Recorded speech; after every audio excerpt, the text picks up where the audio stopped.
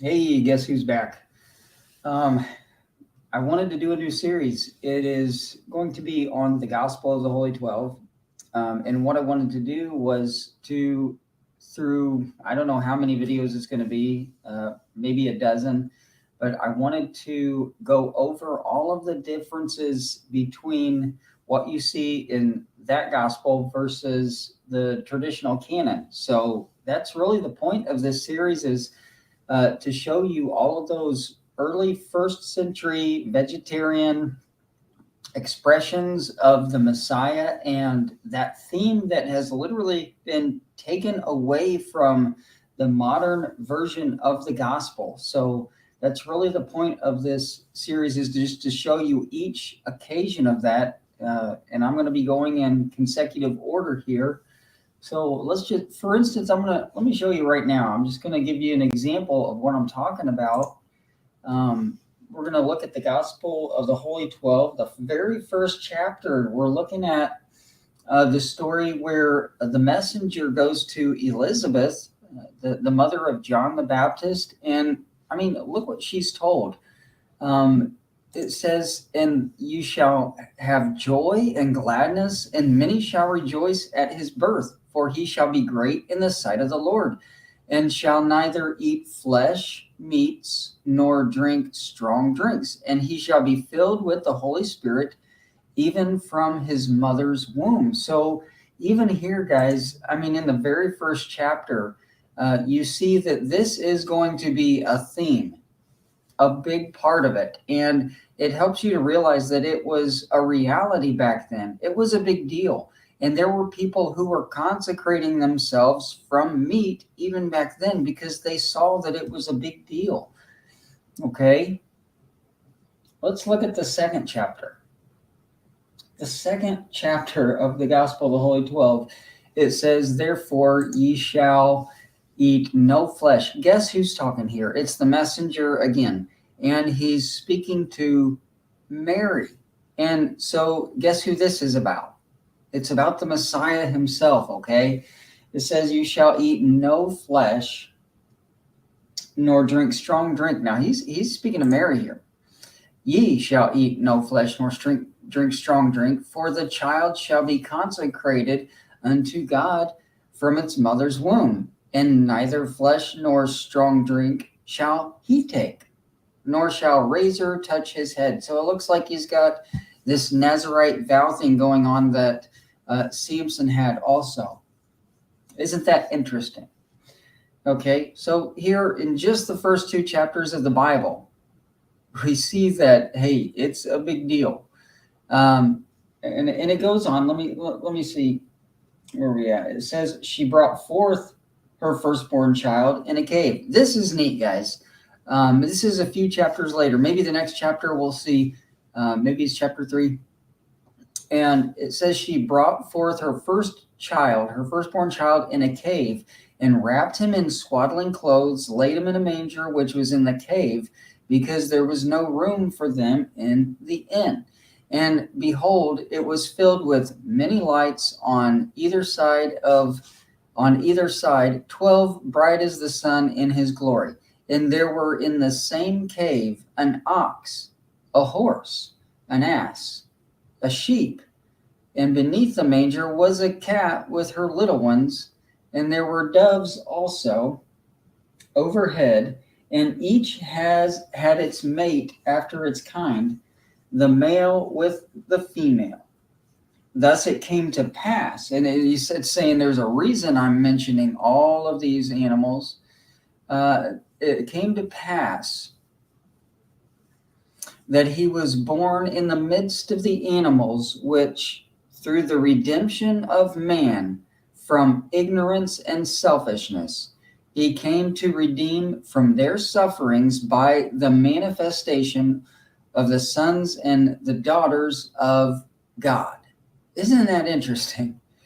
So I don't know. You don't get that in the Luke's account anyway, or any of the other Gospels.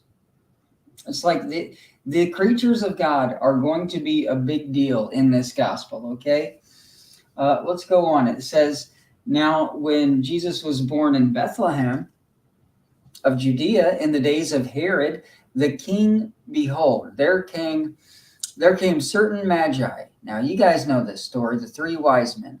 But look at this detail that you don't get in the Bible. It said there came Magi, men from the east, to Jerusalem, who had purified themselves and tasted not of flesh nor strong drink. Guys, this is huge.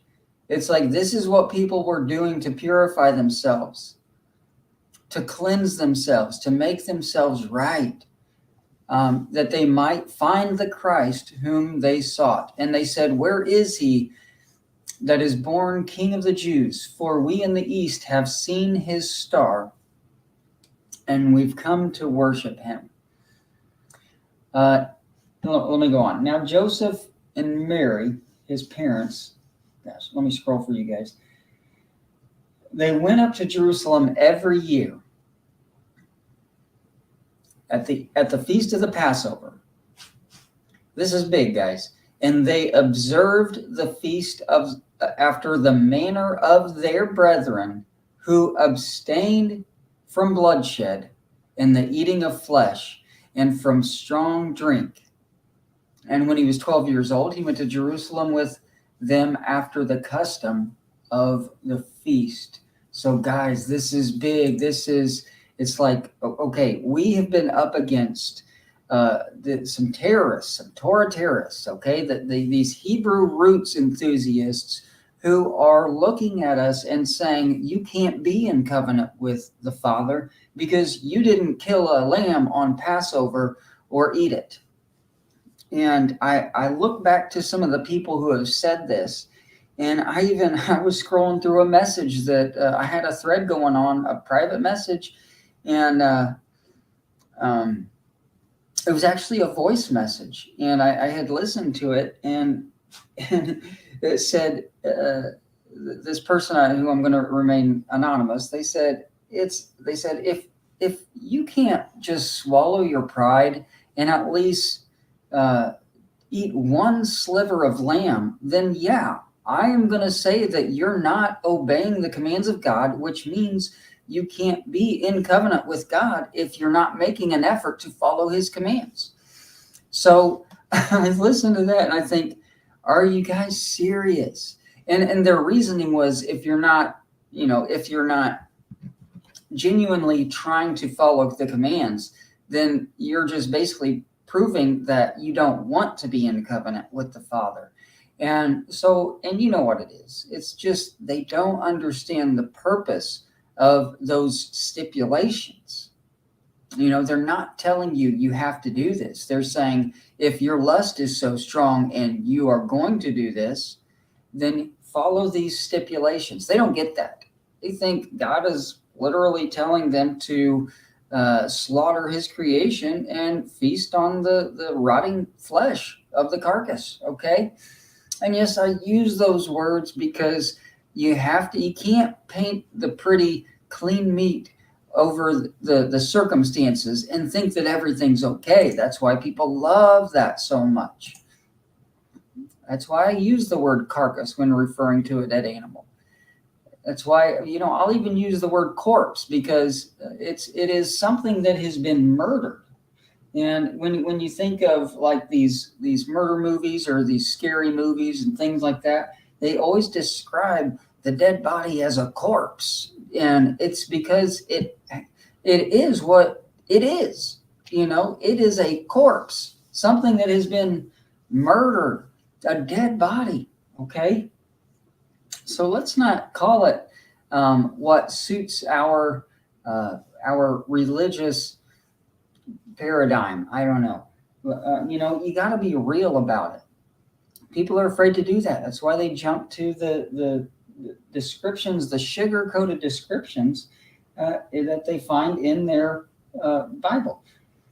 It says here, let me see, this is chapter 6. On a certain day, the child Jesus came to a place where a snare was set for birds.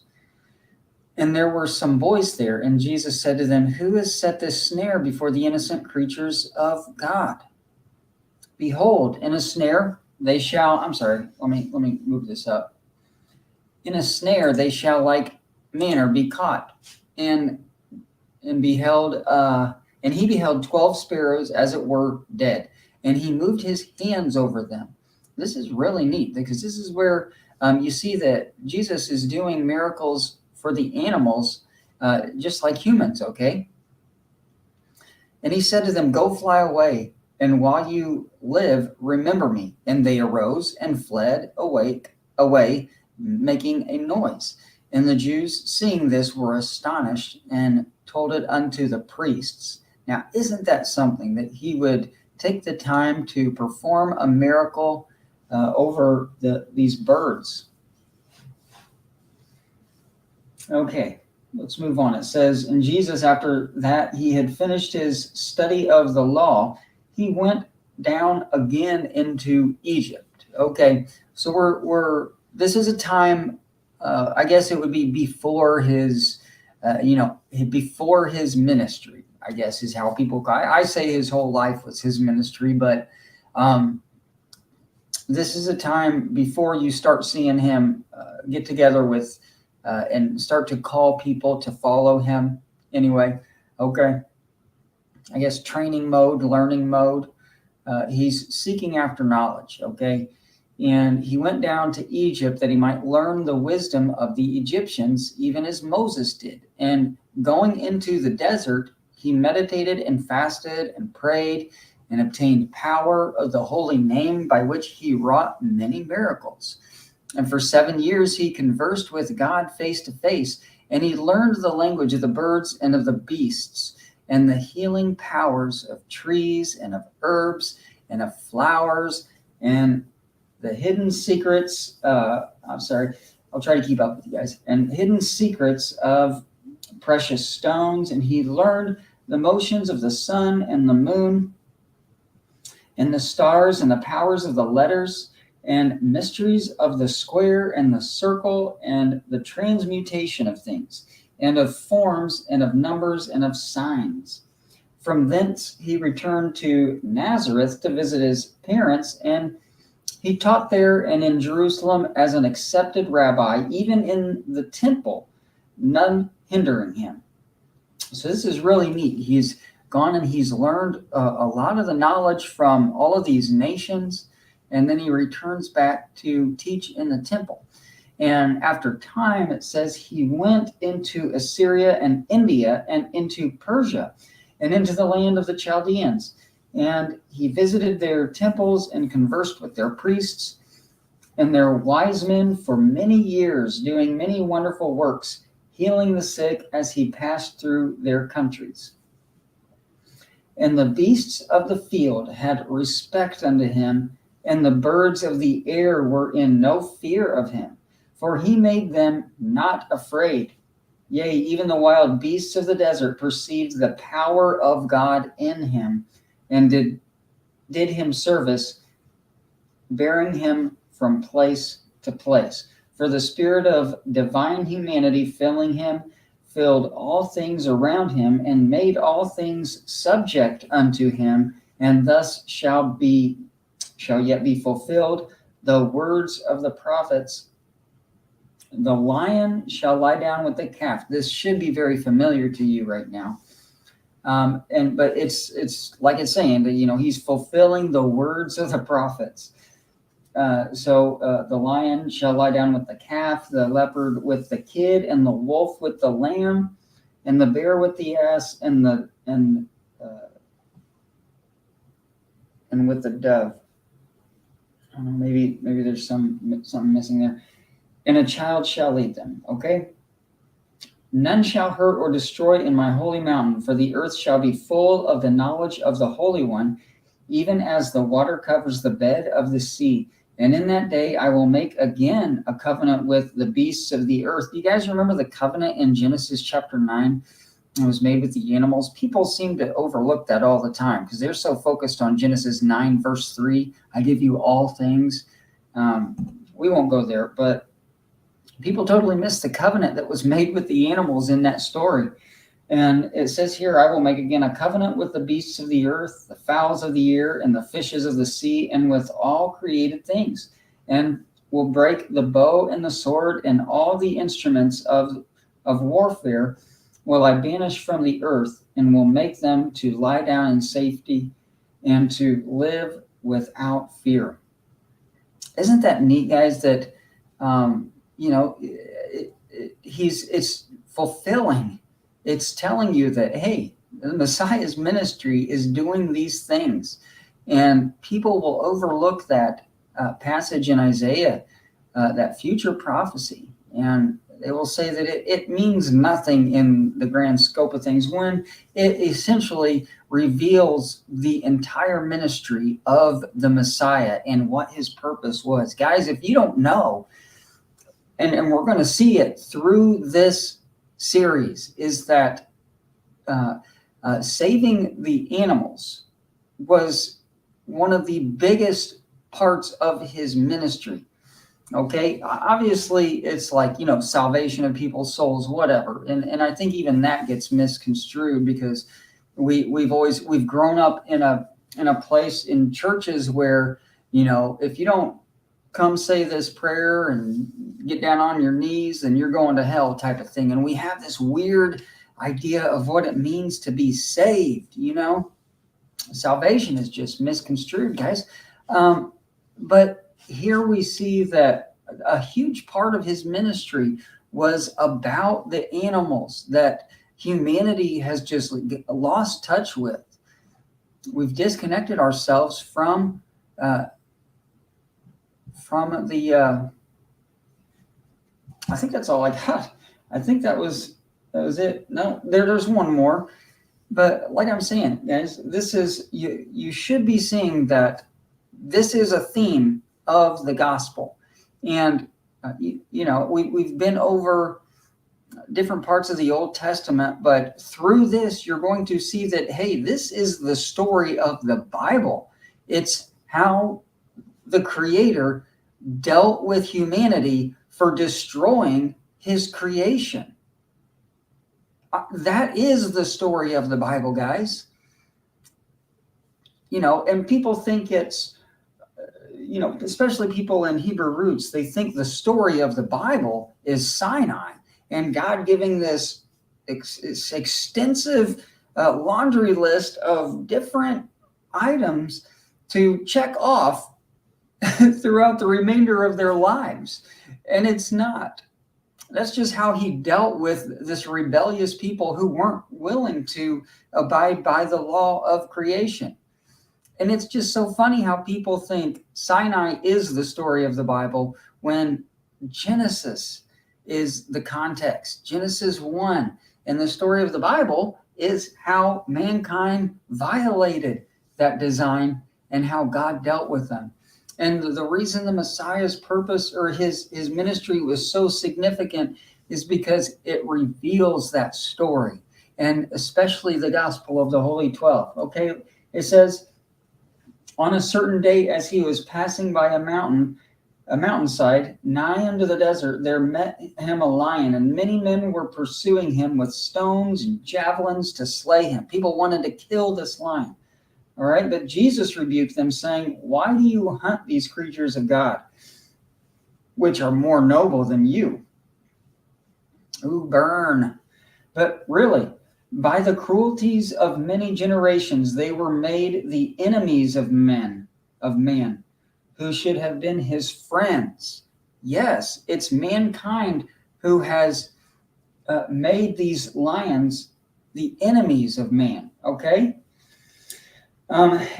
If the power of God, and look, it's neat that it says they should have been his friends. I think that's really neat. If the power of God is shown in them, so also is shown his long suffering and compassion.